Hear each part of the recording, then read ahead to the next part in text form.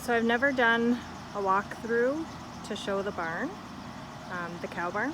So I thought I would take you through and just show you our barn setup and the main kind of components. So front entranceway, we usually use the side. We usually leave this one for the milk truck driver, just to keep it clean.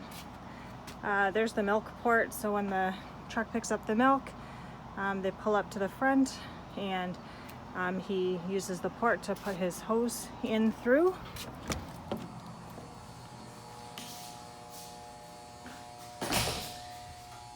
And then this is the bulk tank room. So this is our bulk tank where all the milk is stored. Our milk is picked up every other day, so there's enough storage for 2 days worth of milk.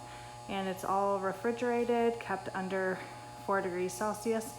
And it's also agitated regularly, just to keep the milk from separating.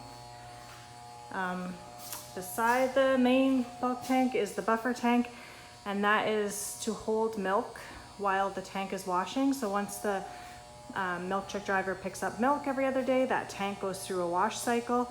And during that time, because we milk with a robot, there are cows always milking. So during that time, that milk will be held in the buffer tank until the tank wash is done. And then it's pumped over to the tank. Over here, this long-handled ladle, that's what the milk truck driver uses to take a sample of our milk. So every time they pick up milk, they also take a sample before they unload it, and that sample gets sent to the lab and is analyzed for a number of quality parameters. Bulk tank control, so you can see the temperature on there right now reads 3.6 degrees. The robot control, so just again, so the robot knows when the tank is washing and can divert the milk to the buffer. And then the TTR, time temperature recorder, it records any alarms. So if there is a milk temperature problem, a wash water temperature problem because the wash water has to be hot, or a dosing issue, say not enough soap was used when the tank wash took place, all those things will trigger an alarm, and the TTR keeps track of those alarms.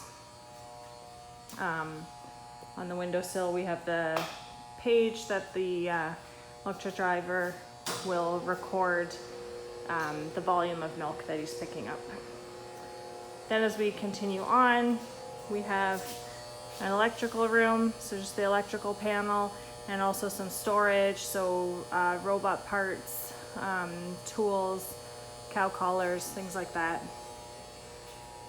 Washroom, toilet, sink, washer, dryer.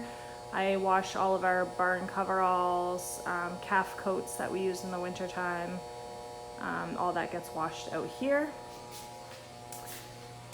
Over here we have the other, so the back half of the bulk tank and the cooling unit, and then our water system, so hot water heater, and the RO, the cistern down there to store the clean RO water, bulk tank, washing detergents. Our office, so just an area to sit if we have meetings with our nutritionist or vet or anything, we have a place to sit. The computer, and it's just the location where all of the data that's collected by the robot from the cows is sent over to the computer, to the program, and from there we can view all that data. And then we'll head into the barn.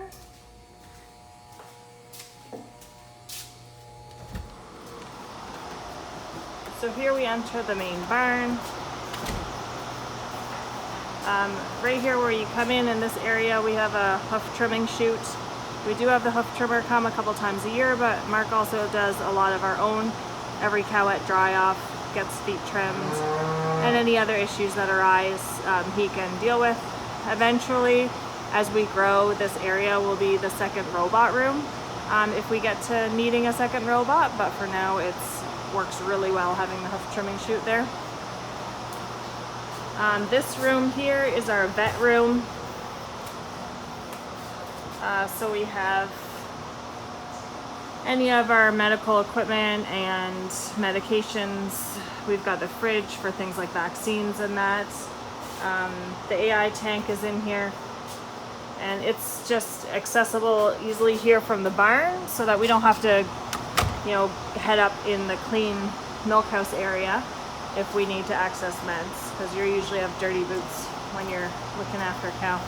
That's the door we usually come in to the side here. Excuse me.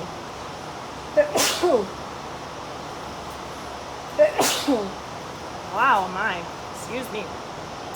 The curtain controller. So the upper curtains are all controlled automatically.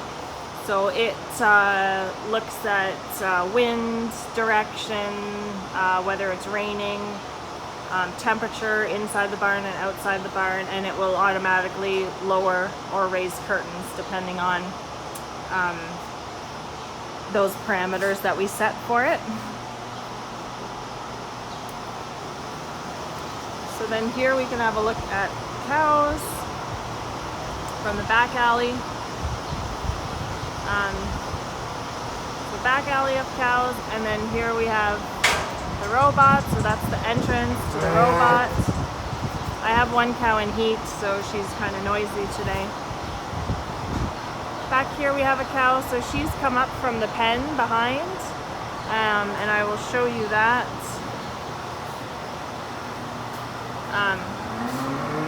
So this is the calving pen here, and those cows have access through the one-way gate, and they can access the robot from the pen. So they just push this gate just pivots between the 2 points, and so cows can get to the robot from the pen or from the main group. So yeah, fresh cow pen and close-up dry cow pen in behind. So cows that are due to calve shortly are in the back pen. And then here we can access the robot room. There's nobody milking right now because that cow is just kind of hanging out at the entranceway. But the robot, and if we open this guy, there she is. So the milk jar, so the milk from an individual cow's milking will all milk into here. The jar, it will get a weight, and then once the milking is complete, it will pump that milk over to the bulk tank. And while a cow is milking, it will give her information and the milk she's giving per quarter, milk flow, and things like that. Just have a sink, and then these are the M for use buckets. So if we have a cow with a new calf and we're wanting to give that cow's milk to her calf, we can separate the milk into these buckets, so it won't go to the tank. It'll come to the buckets and we can use it from there.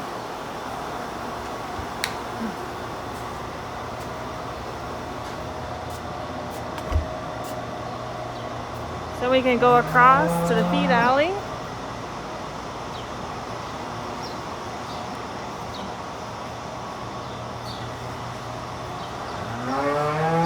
So again here, the close-up dry cows, fresh cows. In these pens we have headlocks. So these headlocks can be set into a lock position, so we can catch a cow and treat her if she needs treatment or things like that. It just makes it easier to handle a cow. And then the rest of the barn we just have just a rail. So feed alley side. Here we have the feed pusher robot, so it runs every hour to push the feed up. The cows, as they eat, they tend to push the feed away and sort through it, so the robot runs every hour to push that feed back within reach, so that anytime a cow comes to eat, there's feed there for her.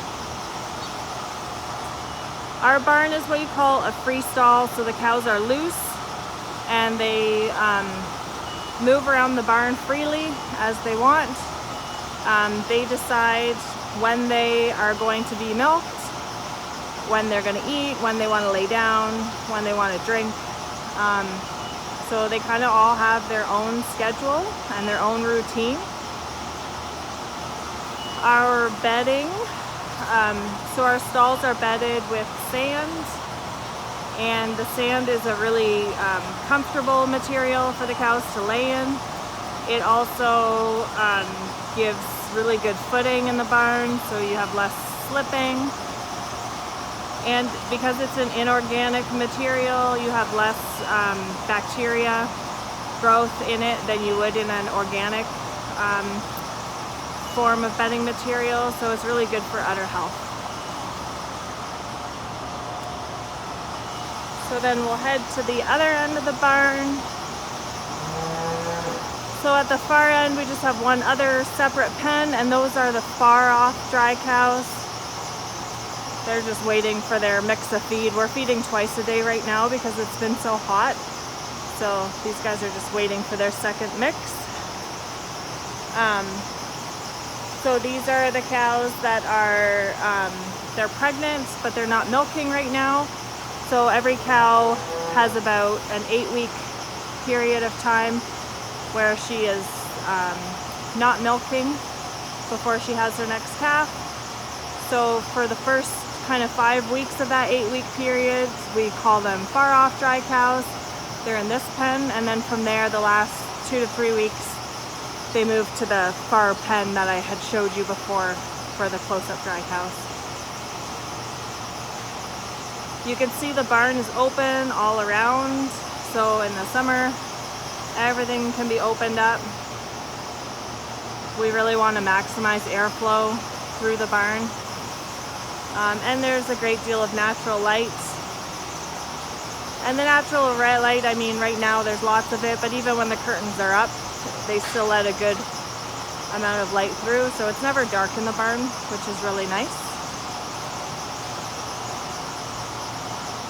So yeah, that gives you a tour of the barn. Fans, we have fans throughout the barn. They're all located above the stalls and angled down towards the stalls, and that's to provide extra cooling. And we want that cooling to be over the stalls because we want the cows to lay down and rest even when they're hot. So we want to make that area as comfortable as possible. So that's why the fans are positioned the way they are. And other than that, I can't think of anything else. If you guys have questions, leave them in the comments and I will answer them as best as I can.